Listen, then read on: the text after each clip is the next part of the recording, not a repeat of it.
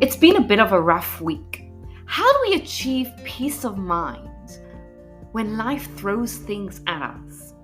Welcome back. I'm Gila Ross, host of the Power Up podcast, where we share short, relatable ideas that impact and upgrade our everyday lives. And in this series, we look at nuggets of wisdom from the Torah portion of this week and see how it can be relevant and upgrade our modern day lives.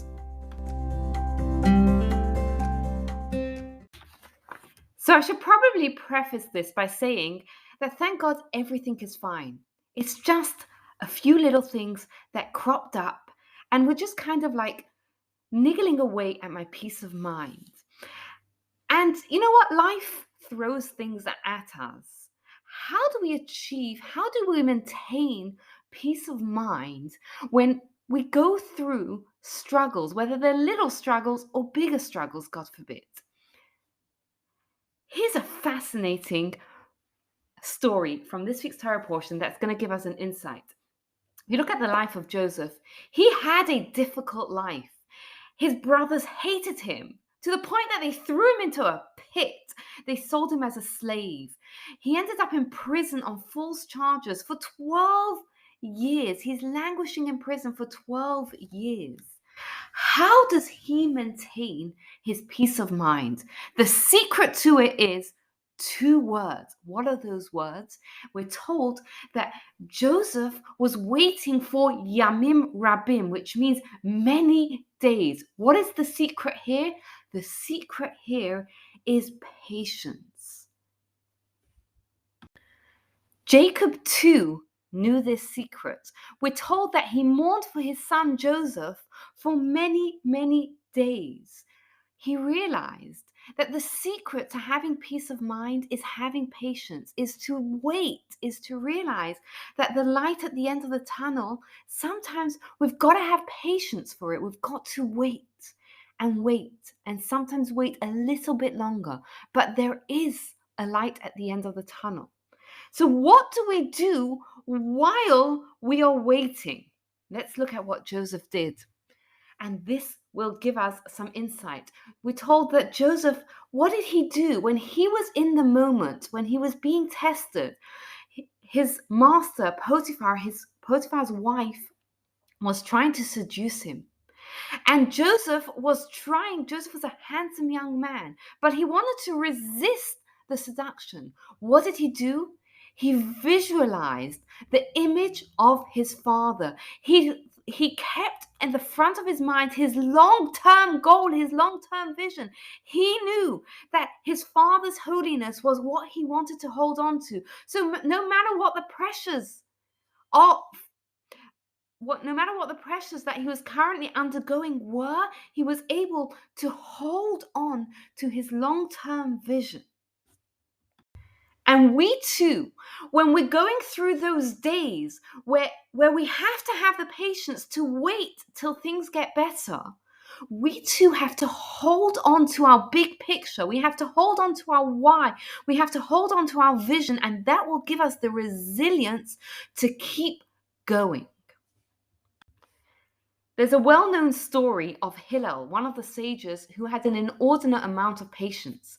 And one day, it's a Friday, he's going to have a bath, and someone comes smashing at the door.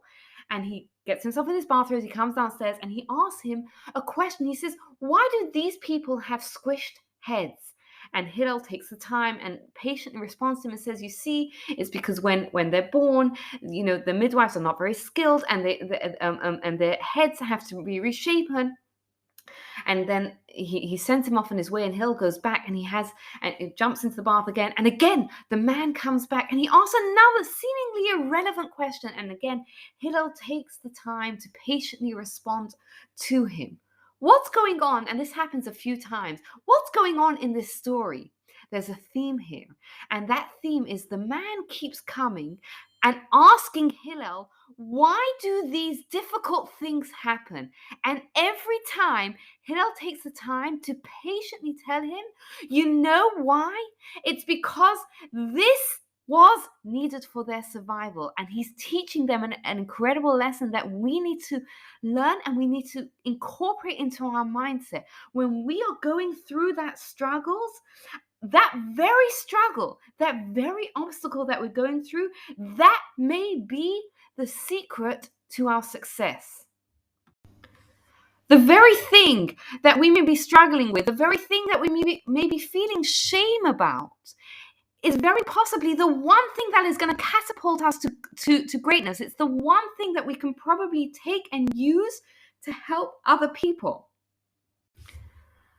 Obviously, I wish you all a life that is filled with love and joy and brightness.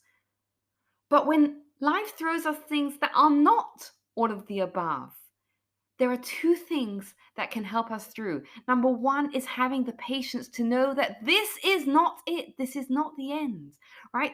That we have to be patient and wait for better times to come along.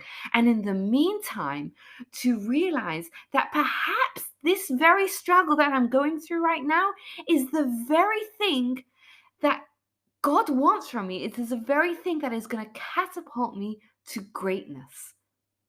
Just like Joseph, when he was being patient and waiting to go through his struggles, he held on to the big picture, the image of his father, of the greatness that he wanted to become, and that is what gave him the strength to get through and to overcome his struggles. Thank you for taking the time to listen. I'd love to hear your thoughts. You can get in touch with me. I'm on Instagram at itsgilaross. And please take a moment to rate, review, and subscribe to the podcast so you don't miss out. Thank you for your time and have a wonderful day.